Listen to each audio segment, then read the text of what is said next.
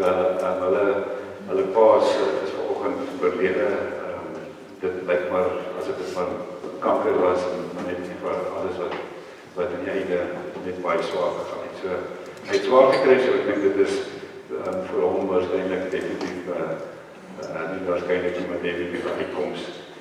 So kom ons bid ook aan die gesin en die familie ook in die tyd dat hulle dan natuurlik ook afskeid neem. Liewe gemeente, dis al van my kant af.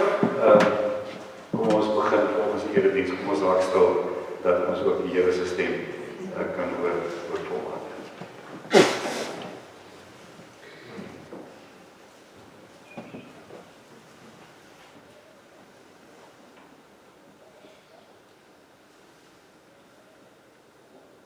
Here Jesus, U het gesê, ek is die brood wat lewe gee.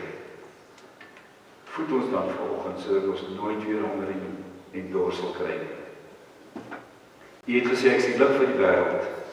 Skyn dan in elke duister hoekie van ons lewe en ons wêreld, sodat ons die lig sal wees wat lewe gee. U het gesê, ek is die ingang vir die skape. Laat ons deur U in en uitgaan en gee vir ons wat ons nodig het. U het gesê, ek is die goeie herder. Dankie dat U U lewe vir ons kom aflê. U het gesê, ek is die opstanding en die lewe. Ons glo in U, Here, dat ons ook sal leef al sterf ons. U het gesê, ek is die weg en die waarheid en die lewe. Ons wil deur U na die Vader gaan. U het ook gesê, ek is die ware wingerdsstok en julle die loot. Help ons dan om in U te bly, sodat ons baie vrug sal dra. Amen. Liewe gemeente, die opgestaande Here Jesus Christus wat lewe, ek vir elkeen van julle volgende genade vir julle en vrede van hom wat lewe en wat opgevaar het in die hemel in die Heer is oor hierdie wêreld. Kom ons antwoord op hierdie heerlike seëngroet van die Here met 3 lofliedere. 202, 203 en 4x4. 202 prys om die Hemelvors op sy verhewe troon. Dis 'n loflied waarin ons vir Here sê, Here, ons kom loof U omdat U die Hemelvors is, omdat U in die hemelkoor al die kore ook saam sing en die hemel ook aan U eer bring, omdat U die Skepper Heer is. Net omdat U dit werd is. Kom ons sing vers 1 en vers 3 van 202 en dan daarna sal ek ook 203 en 4 aankondig.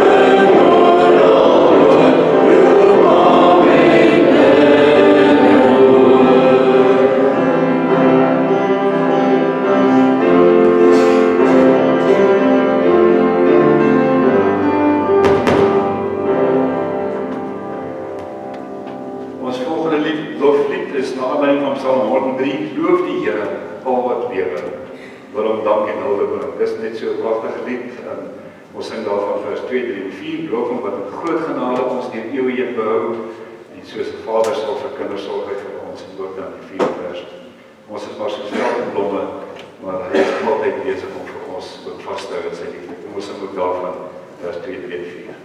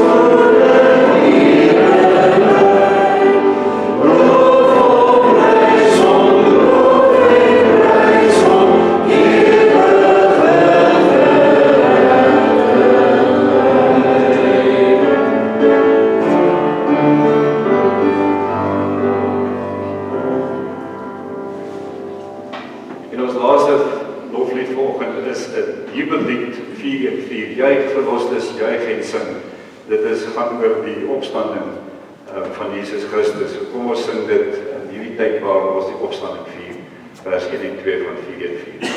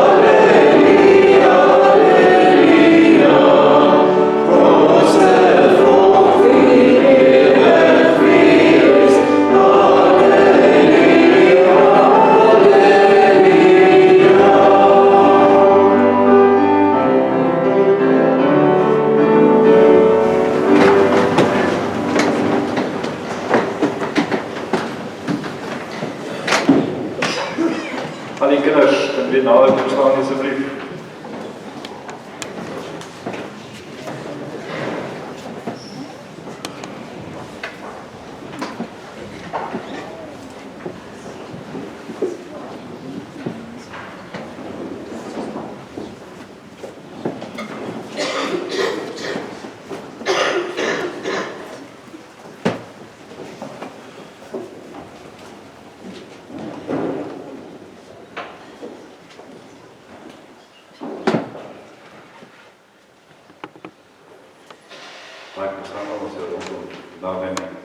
Ek gaan vir ons volgende lees uit Johannes 15 vers 1 tot 8. Toe Jesus gesê het, ek is die ware wingerdstok en my Vader is die boer. Wie van julle pa is as 'n boer? Almal, né? Eerste van julle seker. Elke loot aan my wat nie vrug dra nie, sny hy af. Maar elkeen wat vrugte dra, snoei hy reg, sodat dit nog meer vrugte kan dra. Julle is al reeds reggesnoei deur die woorde wat ek vir julle gesê het. Julle moet in my bly en ek in julle. 'n Loot kan nie uit sy eie vrugte dra nie, as hy nie aan die wingerdstok bly nie. Nou, ek hoop nou nie ek maak verkeerd nie, hier is 'n paar boere wat baie beter as ek is met snoeiwerk. Maar hier is nou 'n plantjie, nou sê dan nie net ek baie mooi snoei dat ek nou nie elke plantjie verwoes nie. Maar weet jy hoe werk snoei? Kan julle kan snoei? Kan jy snoei? Weet jy hoe te snoei? Jy oor jou geweer. Daar sê, weet julle van hoe te snoei? Nou 'n boer snoei mos nou as veral voor die lente, as ek dit reg het, dan snoei hulle die plante, veral rose, as mense roos mooi snoei, dan kan hy groot en mooi word. En hulle snoei die plante sodat hy mos nou beter vrug kan dra, beter blomme kan hê.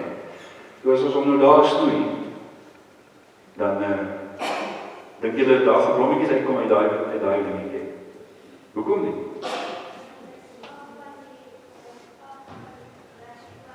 Hy is af van die plant af.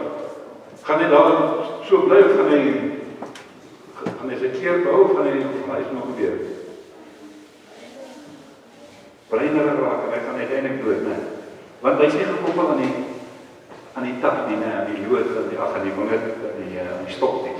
En dis hoe dit werk. Maar dis seker om so gesny te word, né? Kan ek jou vingertjie afsny? Ja, so dit is nie 'n lekker proses nie, né? Maar dit is nodig, want dan kan hierdie plant al hoe beter raak. Maar ons gaan vandag kyk hoe die Here vir ons ook partytjie wil snoei. En hoe as ons nie aan die tak vas is nie, die wingerdstok vas is nie, dan kan ons nie regtig groei. So ons gaan vandag 'n bietjie daarna kyk. Okay. Maar julle moet nie weggaan nie. Dat was lekker.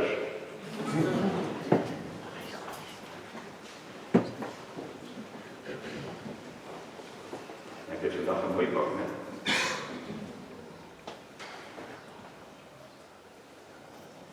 Laat julle kan gaan sit as julle lekker gekry het, hoor.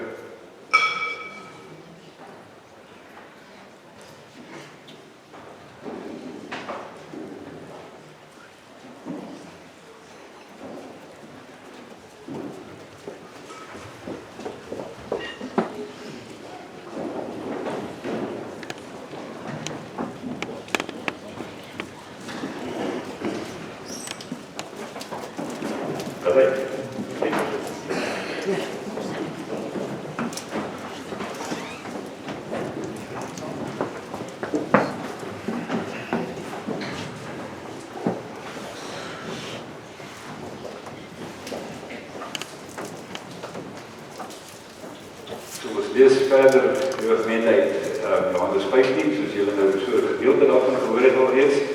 En kom ons raak dit net dat julle vir ons ook sê oor sal kom.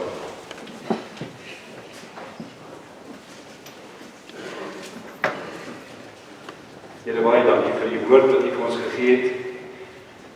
Die woord wat lewe gee. Die woord wat vir ons bestand hou en wat vir ons by U hou.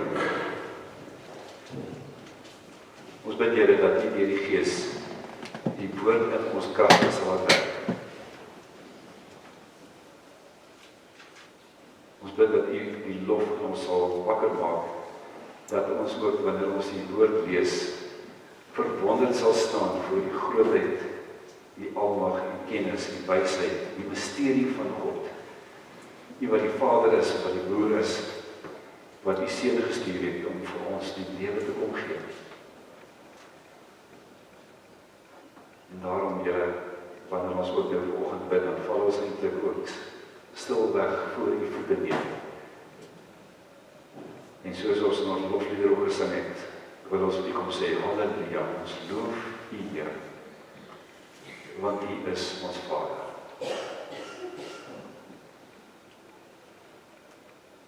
Wees dan nou met ons, en met ons verstand, en met ons hart, dat ons U sal hoor. Amen. Ons lees dan met Johannes 15. Ek gaan maar sommer net terwyl van alles weer lees. Ek is die ware wingerdstok en my Vader is die boer. Elke loot aan my wat die vrugte dra nie, sny hy af, maar elkeen wat vrugte dra, Snoei reg sodat dit nog meer vrugte kan dra. Julle is alreeds reggesnoei deur die woorde wat ek vir julle gesê het. Julle moet in my bly en ek in julle. 'n Loot kan nie sy eie vrugte dra as hy nie aan die wingerdstok bly nie. En so julle ook nie as julle nie in my bly nie. Ek is die wingerdstok, julle die lote.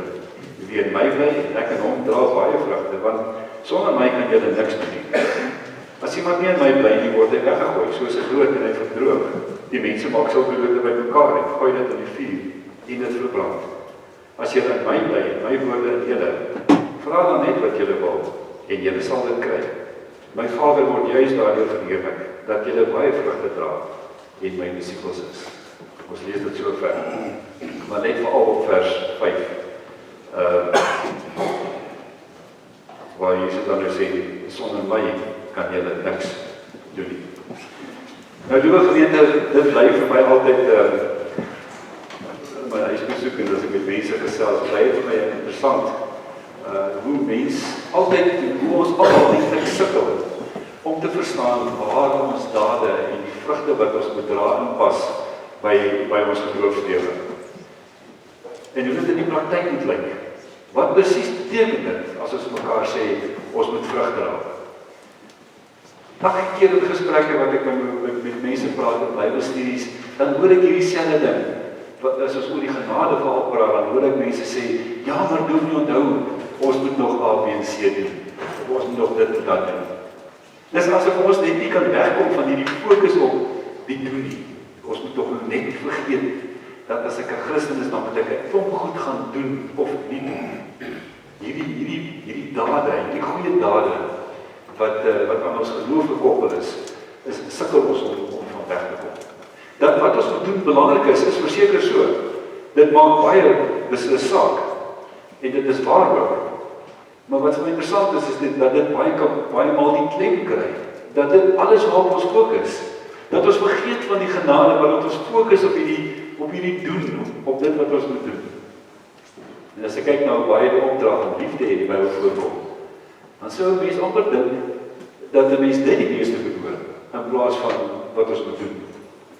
Dit kan ook wees dat die fokus wat ons op dade plaas, voortspruit uit 'n vrees. Miskien is ons bang vir God. Miskien het ons in die ou dae gehoor dat God die kwaai persoon is of iemand is wat vir ons net uitkyk om vir ons te straf. En dat is daarom vrees, en as ons dan nou net hierdie goeie dade doen, dan ten minste het ek daarom nou die vrees agter die rug. Dit kan ons weer ook wees dat ons onder 'n verpligting staan, dat ons voel maar ons moet 'n klomp goeders doen. 'n Mens kan so fokus op hierdie doen, dat ons die punt eintlik heeltemal mis. En dat daar geen vreugde meer oorbly dan by godsdiens nie. En dan word die doen 'n swaar las. Dan word die doen gemotiveer daaruit om God tevrede te stel, eerder as iets wat ek doen omdat ek wil, uit 'n dankbaarheidswerk uit. Om 'n doellysie deur te werk, om af te merk, ja, ek het dit gedoen, ja, ek het al sendingwerk gedoen, ja, ek doen dit.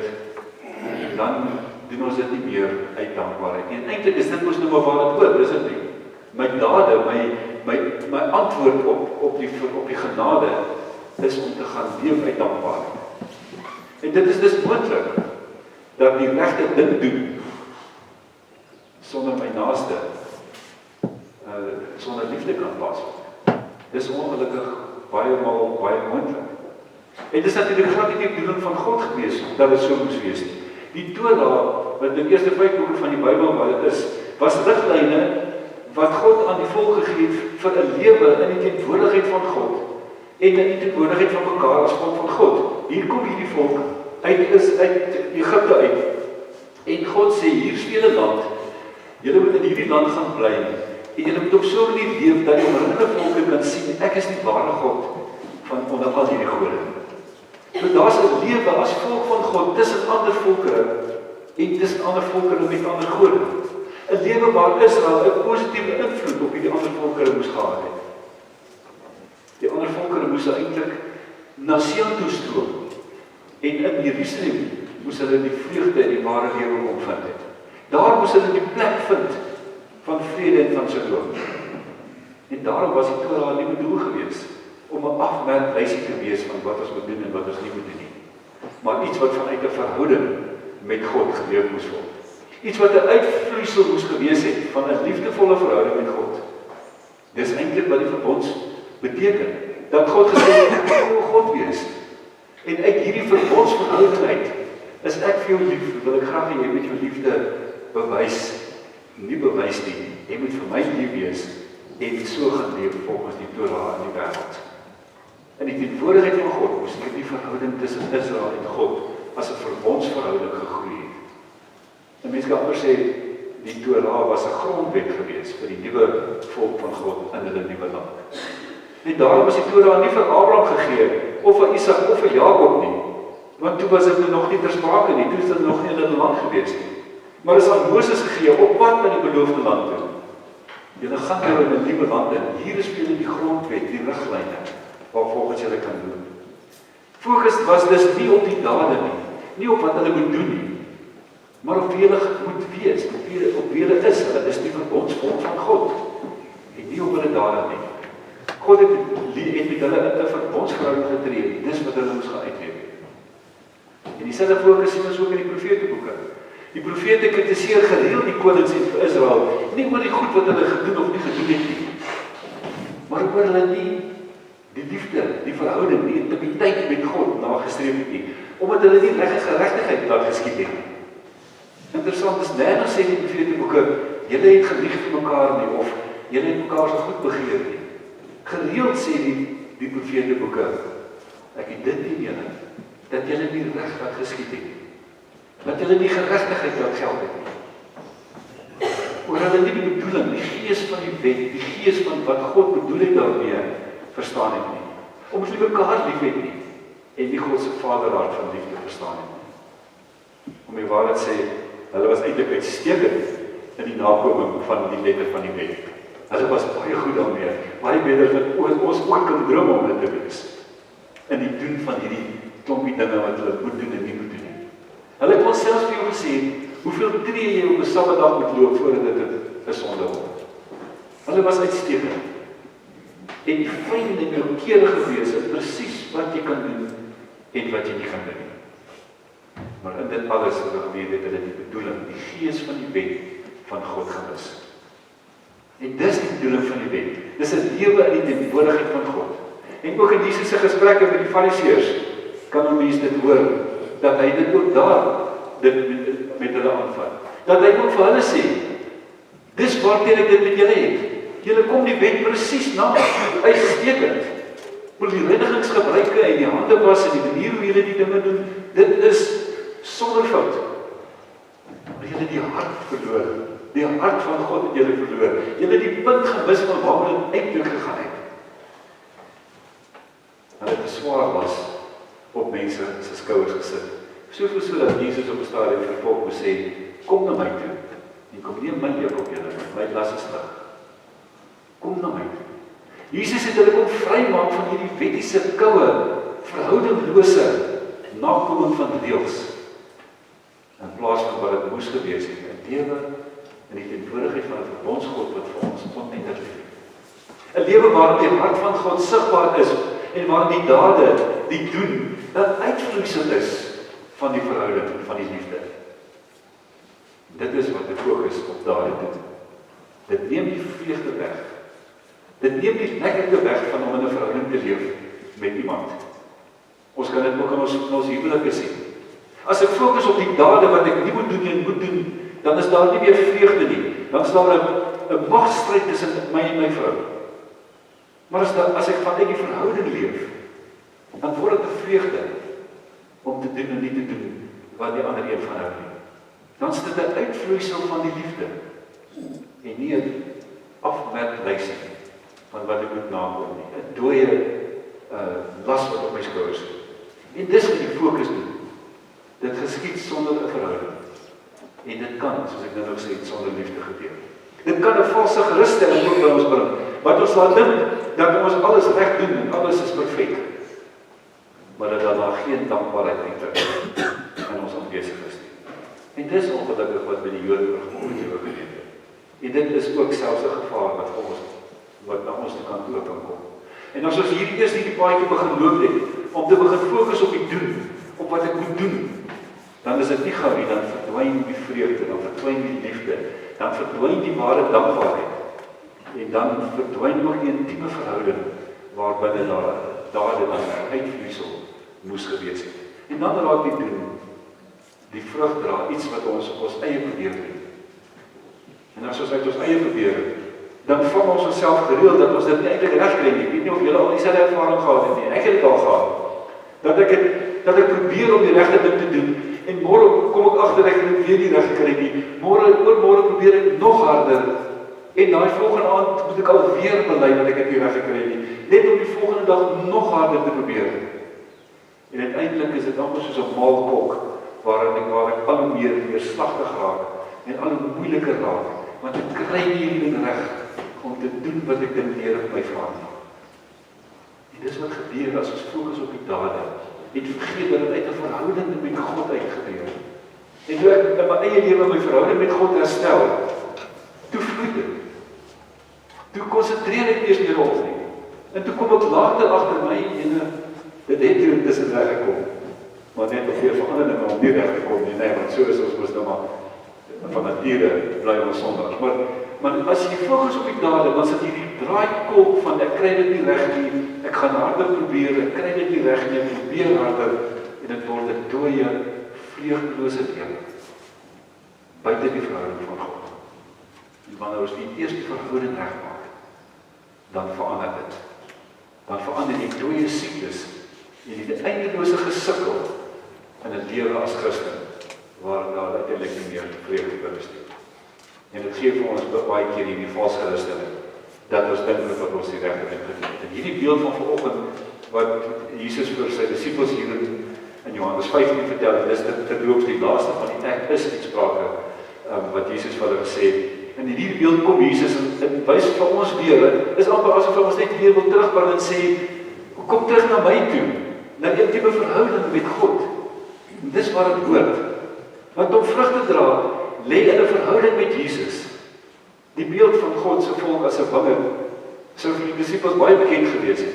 In die Ou Testament is daar verskeie kere waarna Israel verwys word as die wingerd van God. In Psalm 80 vers 9 tot 16 kry ons daarvan, in Jesaja 5 is daar 'n mooi gedeelte daaroor, waar die Here sê, wat kan ek nog met my wingerd doen? Ek het nou alles gedoen wat nodig was wat ek moes gedoen het. In Hosea kry ons 'n gedeelte daaroor. En terwyl Israel deur hulle ontrouheid in 'n wilde wingerdstok ontwikkel het, Jeremia 2 vers 21 skryf hy daaroor, kom Jesus in hierdie beeld en hy sê, en dit sou by hulle baie duidelik 'n beeld opgebring het. En hy sê, ek is die ware wingerdstok. Ek is die ware wingerdstok en die Vader is die boom. Fokus dis op wat God deur Jesus in die lewe van gelowiges wil opregter. En met hierdie beeld kom bou Jesus op sy verkondiging waarmee hy besig was. En die oordeel wat hy oor Israel ontfer het. Deur hulle ontrouheid aan die verbondsverhouding met God, was hulle wat 'n welige wingerd was, tot 'n verdorde wingerdstok geword, wat uitgetrek is met die ballingskap, en net daar gegooi is, en uiteindelik niks van geword het nie. En hier kom Jesus en hy sê vir die disippels, ek is die betroubare wingerdstok. Hierdie prentjie van Israel, ek is die ware wingerdstok. En so kom wys Jesus hierdie ware verhouding tussen ons en homself. En waar Israel gevaar het, kom voorsien God en gee vir ons die ware wingerdstok in Jesus Christus. Daar is 3 gevolgtrekkings uit hierdie gedeelte wat vir my uitgestaan het, wat ek graag met julle wil deel. Die eerste ene is dat ons gesnoei word. Snoei is 'n pynlike proses. En elkeen sal dit nog sekerlik kan weet en dan in eie ervaring kan vertel. Maar snoei is 'n pynlike proses. Om maksimaal vrug te kan dra, moet daar gesnoei word. En sommige word gesnoei om weggegooi te word, ander word gesnoei om beter, mooier vrug te dra, om 'n sterker plant te word. En soos in 'n plant, liewe gemeente, bou snoei in my en jou kwaliteit en karakter. Ons word net sterker deurdat ons karakter. Ons word net sterker deurdat ons ook gesnoei word en deur 'n pynlike proses moet gaan van snoei. Dis nie lekker nie, maar dit is so nodig, soos ons soms asemhaal. En daarom kon Paulus in Romeine 5 skryf, verbly julle in die lyding. Ek het al baie daarna verwys en hulle sê, ek lees dit en dan dink ek elke keer, hoe kan jy so iets gesê het, Paulus, Wie verbly hom in die lyding? Ons het geleer op die universiteit, jy moet sagte weg gaan met lyding. Maar hy het geweet, daar lê 'n beter vrug aan die ander kant van die snoeiproses. Daar lê 'n sterker boom en 'n sterker plant en 'n beter vrug aan die ander kant van die snoeiproses. En selfs vir die boer is snoei nie 'n maklike proses nie. Ek het al gesnoei wat ek gedink het, ek is so bang ek beskadig die plant, ek is so bang ek sny op 'n verkeerde plek af en die plant gaan dood. Maar selfs vir die boer is dit 'n moeilike proses, maar ons moet daardeur as ons die karakter en die groei daarin wil ervaar. Die tweede beginsel uit hierdie gedeelte wat ek dink baie belangrik is en wat vir my aangespreek het, is die intieme verhouding tussen die wingerdstok en die lode. En sonder om vas te wees aan die wingerdstok kan daar geen lood of vrug dra nie. Soos die kinders reg gesê het, daai stukkie takkie daar gaan uiteindelik verdor en doodgaan. Want hy's nie aan die takkie vas nie. Hy's nie aan die plant vas nie. Hy's nie aan sy kos en aan die bron van die lewe vas nie. 'n Lood kan nie op die grond lê en vrug dra nie. Dit kan nie op sy eie staan nie. Jesus sê hulle verdor en word uiteindelik weggegooi. Slegs wanneer dit vas is aan die wingerdstok, kan dit vrug dra. En daar behoort te wees 'n intieme verhouding tussen ons en Jesus. Sonder daardie intieme verhouding is dit maklik om die eintlike punt te mis. Sonder die intieme verhouding met die wingerdstok kan ons nie eers bid nie. Soos Jesus aan die einde daar sê, want ons weet wat die wil van God is, slegs in 'n verhouding met hom. Slegs wanneer ons so naby aan God leef, kan ek hoor wat sy wil is en kan ek daarvoor bid. Jakobus skryf in Jakobus 4, julle kry nie want julle bid nie. En as julle bid, bid julle verkeerd. Want ons leef nie intiem genoeg by die Vader, sodat ons kan hoor, sodat ons in sy teenwoordigheid kan wees en kan hoor. En as ons so in harmonie met Jesus kan leef, die gemeente, dan sal ons weet wat sy wil is en daarom ook weet wat om te bid. Die derde ene vir my op die belangrikste, maar hy hang eintlik ook saam met die tweede punt. Dit is dat ons kan nie vrugte dra uit onsself nie. Vers 5, die tweede gedeelte. Ons kan nie vrugte dra uit onsself nie. En hoeveel keer probeer ons nie hierdie goeie werke, hierdie dinge wat ons moet doen, uit dankbaarheid as 'n gelowige, hoe baie probeer ons dit net ons eie doen nie. En ons kry dit nie reg nie, want ons probeer dit net onsself uit doen. Dis asof die takkie probeer en sê, ek wil 'n vrug dra. En ons kry dit nie reg nie. Maar ons is nie aan die lood, aan die wingerdstok vas nie. Jesus laat ons vrug dra. Dis Jesus wat dit bewerkstellig vir my. Ek is die ware wingerdstok en julle is die lode. Niemand van julle kan vrug dra as julle nie in my en aan my vas is nie. Sonder my kan julle niks doen. Sonder Jesus kan ek nie doen wat die Here my vra om te doen nie. Die feit dat ons vas is aan die wingerdstok, maak dat vrug dra, en is seker is dat eintlik nie eens van ons kom nie. Daar was iets van 'n passiwiteit. Iets van ek doen niks. Dis in my niks doen nie. Maar om my vas wees aan Jesus, om my vasklou aan Jesus, wat maak dat ek sonder dat ek eintlik aan gewerk het, dit regkry om uiteindelik mense lief te hê. En te doen wat Jesus vir my vra om te doen. Dis Jesus wat ons die vrug laat dra. Dis Jesus wat maak dat ek en jy die vermoë het om dit te kan doen. En Paulus skryf so mooi daaroor in beide Galasiërs en Efesiërs. Omdat julle nuwe mense is, daarom kan julle. Hy skryf in Efesiërs, hy sê, omdat jy nuwe mense is, daarom kan jy aan die eise van die wet voldoen. Want jy's 'n nuwe mens, want jy's gekoppel, jy's nuut gemaak en jy's vas aan die wingerdstok, aan Jesus. Sonder my kan jy niks doen. Ek het aan die begin gesê, dit bly vir my interessant hoe mense die dade altyd voorbring, altyd vir ons wil herinner daaraan, die dade is belangrik. En veral wanneer mense genade verkondig, dan word 'n mens vinnig ook reggestel om te onthou van die dade wat ons moet doen. Ons moet dit ook doen. En ek kan dit verstaan, ons is almal bang dat mense die genade misbruik. Tuurlik wil niemand dit misbruik nie. Maar daar is 'n groter gevaar, en dit is dat wanneer ons soos 'n fariseer ons fokus plaas op die doen, dan verloor ons die vreugde verhouding met God. En iets van dit kom in hierdie beeld vir my na vore van die ware wingerdstok. En ons is die dode wat aan hierdie stok vas is. Vrugdra, sonder om 'n intieme verhouding met Jesus te wees, bestaan nie. Dan word dit goeie werke, dooie werke, wat uiteindelik niks werk gaan wees. Maar vas aan die ware wingerdstok, vas aan 'n intieme verhouding met Jesus, kom dit amper vanself. En dis 'n lieflike geur soos Paulus skryf in Efesiërs. Binne die verhouding word dit die uitvloeisel van my liefde. Daar is sonder liefde. Dis 'n harde, mediese liefdelose las. Dade met liefde of liefde word dade. Omdat ons gekoppel is aan Jesus Christus. Ons het in die laaste tyd baie gepraat van liefde. En dit kan nie. Ons kan nie lief hê soos wat ons moet lief hê. As ons vanoggend se beeld deurtrek en onsself sê, dit kan net gebeur as ek vas is aan die ware wingerdstok. Dis net wanneer ek aan Jesus vas is, dat ek uiteindelik kan lief hê soos hy my gevra het om lief te hê. Deur in hom te bly en deur vas te hou aan sy woorde en vers 10. Goeie vrug dra is dis nie 'n produk van ons harde werk om vrug te dra. Dis 'n produk van om verbind te wees aan die ware wingerdstok. Sonder hom kan ek niks doen. Om so verbind te wees kan soms pynlik wees.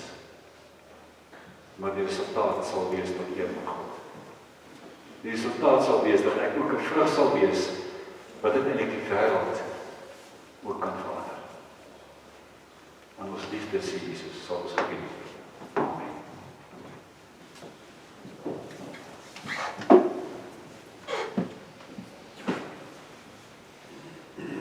Here, in 'n sekere sin weet ons nie of ons moet bely of bly moet wees nie, want ons bely dat ons so onmagtig is, onvermoë het om te doen wat ons wil doen. Maar Here, aan die ander kant wil ons vanoggend vir U kom sê, ons is bly. Bly om net te kan weet dat ons kan maar ophou om te probeer. Ophou om te probeer en eerder probeer om intiem saam met U en met U in U te bly. Want as ons in U bly, skryf hy in Johannes 5,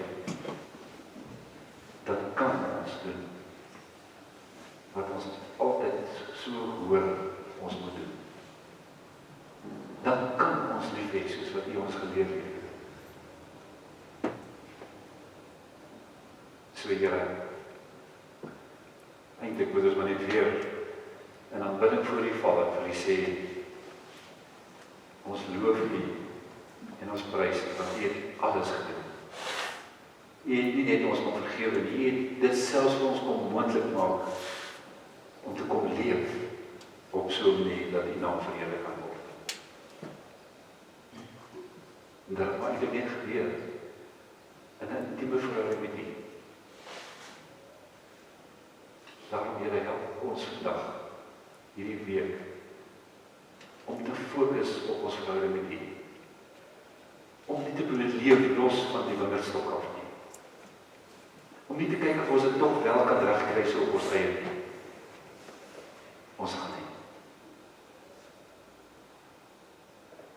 Help ons Here dat ons elke oggend by U en aan U sal vashou. By U sal stil word. En aan U gekoppel sal wees vir hierdie dag wat vir ons voorlê. Ons Here, ons bid ook vir almal wat met wie dit nie goed gaan nie. Ons bid Here dat Bossie die krag sal ervaar om aan U gekoppel te wees. Om aan die ware wingerdstok ingeënt te wees. Ons bid vir Renée, Narcissus en hulle familie. Wat voel dat hulle afgesny is vanoggend, miskien. Ons bid Here dat hulle sal ervaar wat dit beteken om in U teenwoordigheid vasgehou te word deur U self. Ons bid vir Lorette en die kinders, dat U vir hulle sal vashou. Dat hulle U hand sal ervaar wat nie laat los nie. Dat hulle U hand sal ervaar dat U ook nie vir hen wil los nie. Dankie Here, dat dit ook ons troos is vanoggend. dat U my nie gaan los nie. Dat U my nie wil los nie. Dat U soms gaan snoei, dit gaan so wees. Dat dit nie lekker is nie, dit weet ons. Maar dankie dat U my nie gaan los nie. En dat U my snoei sodat ek uiteindelik die beste vrug kan wees wat U aan hierdie wingerdstok wil hê, sodat die naam van die Here gemaak word.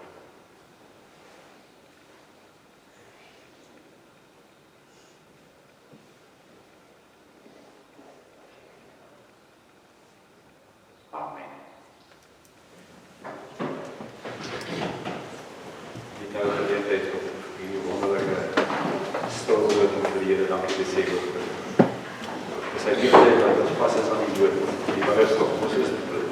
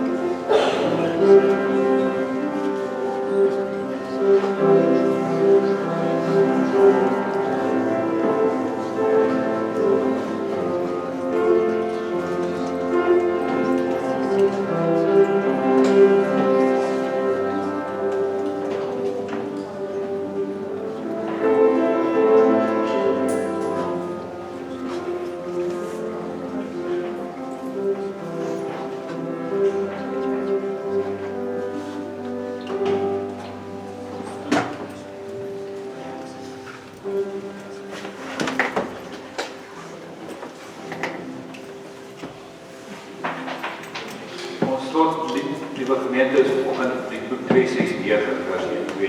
Dit is 'n seënbede. Ek wil dit vir julle gee vanoggend en elkeen wat dit sing. God bly met u waar u ook mag gaan. Dink ek voor dit ons as 'n te veel snoei. Die Here stop nou 'n bietjie met die snoei werk asseblief, want dit is te awesome skep. Maar gaan met hierdie storie vanoggend. God bly met jou oral waar jy gaan. En selfs as dit jou veel hard raak. God bly met ons. Kom ons sing as tot die vers 1-4.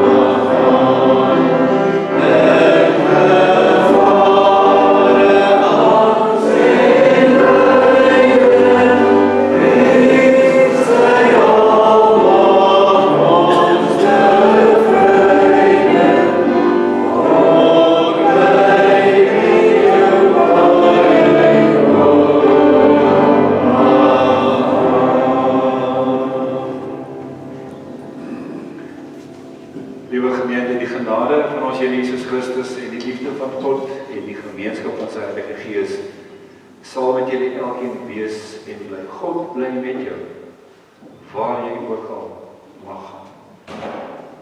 As die ware wandelstog, waarin ons ingeënt is, waar lewe kan hê.